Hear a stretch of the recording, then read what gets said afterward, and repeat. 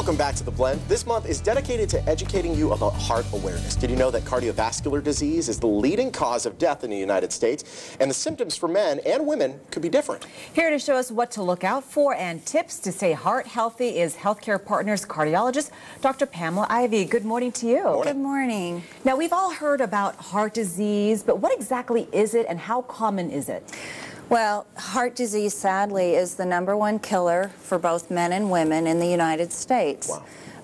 About every 34 seconds, somebody is actually having a heart attack. No kidding, wow. 1 in 3 women will die of heart disease, and that is sometimes surprising. Most women think they're going to die of breast cancer and, do preventive measures to follow up on that fear, whereas sometimes they're not as aware that they may be at a very high risk for cardiovascular disease. Why are the numbers so high, and what can we do to prevent heart disease in the first place?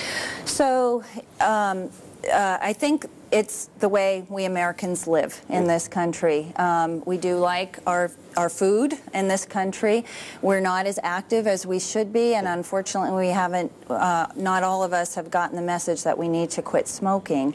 So those are all major cardiovascular risk factors, and certainly they're things that I talk to my patients about when they come in. Is it something that happens over time, or one day you wake up and boom, you have it, or it's just something that your body's going through changes and since you're not taking care of yourself, maybe? So a heart attack typically does happen just like that. It happens suddenly, but actually cardiovascular disease is a progressive disease, and it essentially occurs as a cascade of events that finally leads to the development of a big bad plaque that sits inside your coronary vessel. That plaque then ruptures, just like a volcano ruptures, and you end up with a clot in your artery.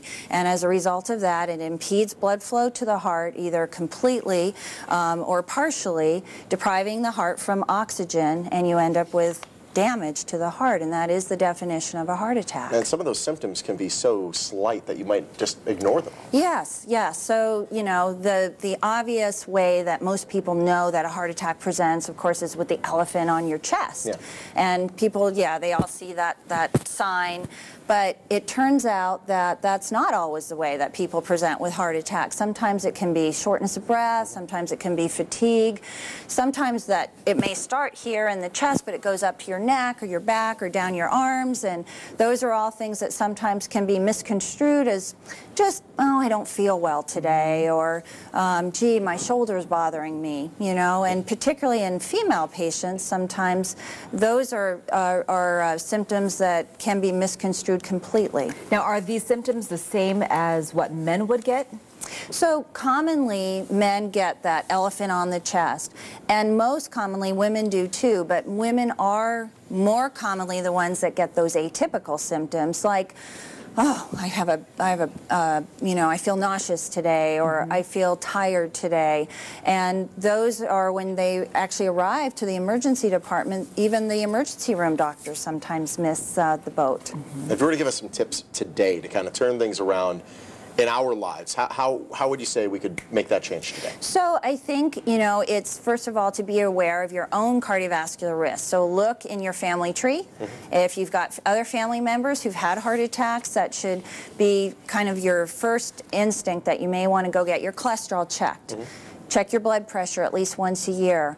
Look at your own risk factors. Look at your lifestyle. If you're not active, get active. Lose weight if you need to. So those are the main risk factors that I think most people, if they would pay attention to, visit your doctor and talk to your doctor about your own cardiovascular risk. And when do you think we should be going to the doctor to talk about our wellness?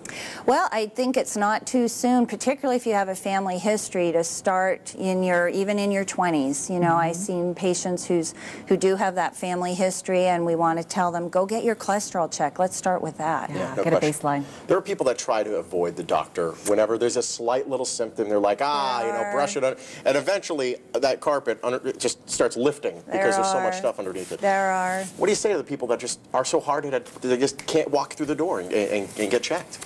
Well, you know, I always, I'm one of them, by the way. I always tell them when they come in to see me, look, it wasn't that bad. I didn't bite your head off, you know.